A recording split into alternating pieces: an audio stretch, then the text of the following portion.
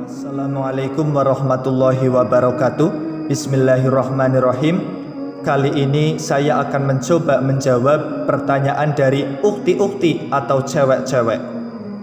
Banyak yang pada nanyain tentang masalah ini, dan saya menganggap ini pertanyaan yang sangat menarik untuk dijawab dan dibahas. Pertanyaannya adalah, bolehkah perempuan menyatakan cinta kepada laki-laki?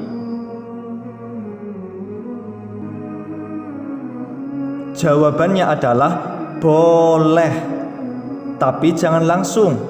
Sebab kalau langsung, iya kalau diterima. Lah kalau ditolak, mungkin sakitnya nggak seberapa, tapi malunya luar biasa. Perasaan itu sesuatu yang istimewa. Jangan dijadikan murah, akhirnya ceroboh. Jangan karena terlalu pede, akhirnya jatuh harga diri. Itu bukan akhlak wanita yang mulia. Kalau laki-laki itu kurang ajar, mungkin dia akan dengan mudah menerima pernyataan cinta si perempuan, tapi biasanya hanya untuk mempermainkan atau sekedar urusan syahwat. Na'udzubillah. Dan kalaupun lelaki itu adalah seorang lelaki yang istimewa dan mulia, tentu akan merasa ilfil, walaupun tidak diungkapkan dengan bahasa yang jujur, tapi dalam hatinya pasti dia akan menilai, ini perempuan kok lancang banget ya, gak punya malu.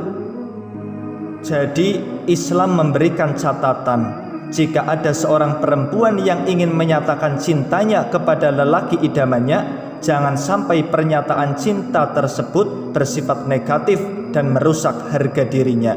Tetaplah menjadi wanita yang afifah, menjaga kehormatan diri. Dalam kasus ini, Syekh Ramadan Al-Buti pernah dikirimi sepucuk surat oleh seorang mahasiswi. Isi suratnya adalah sebuah curhatan mahasiswi tersebut yang sedang jatuh cinta kepada seorang mahasiswa, dan mahasiswi tersebut ingin, bahkan sudah siap untuk menikah. Dalam surat tersebut juga ada sebuah pertanyaan, "Wahai Syekh, apakah berdosa jika saya mencintai seorang lelaki dambaan hati dan sering membayangkan dia? Terus, jika saya mengungkapkan perasaan cinta saya ke dia, itu boleh atau tidak?" Maka Syekh Ramadan Al-Buti menjawab, cinta adalah perasaan yang masuk ke dalam hati tanpa sengaja, persis seperti lapar dan haus. Perasaan tersebut tidak masuk dalam halal haram selama tidak ada tindakan-tindakan negatif yang menodainya. Lalu Syekh Ramadan Al-Buti melanjutkan jawabannya dengan memberikan solusi.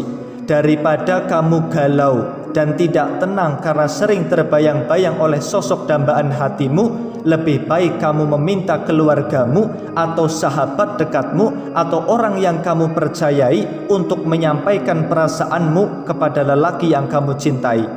Ini bukanlah sesuatu yang hina atau dosa, selama penyampaiannya baik dan sopan, tidak memaksa. Itu solusi dari Syekh Ramadan Al-Buti.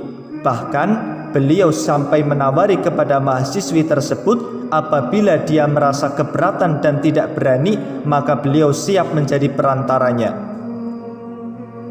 Dari kasus tersebut dapat disimpulkan bahwasanya perempuan itu boleh menyatakan cintanya kepada laki-laki dengan syarat satu, melalui perantara.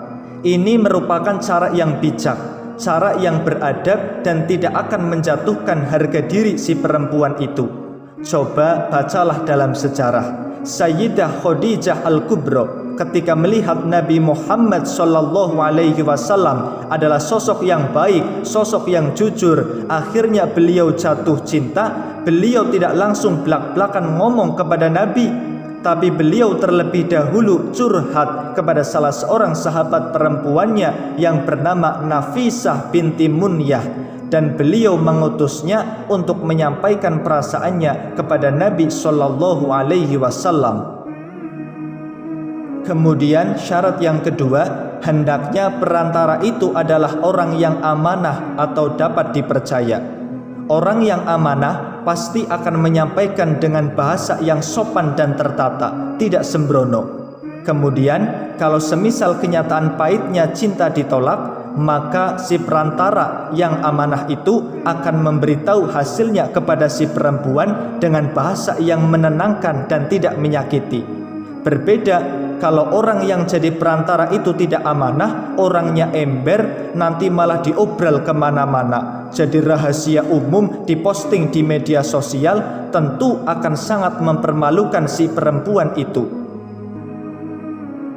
Jadi pada intinya perempuan itu boleh menyatakan cinta kepada laki-laki, tapi melalui perantara, yaitu orang yang amanah atau dapat dipercaya.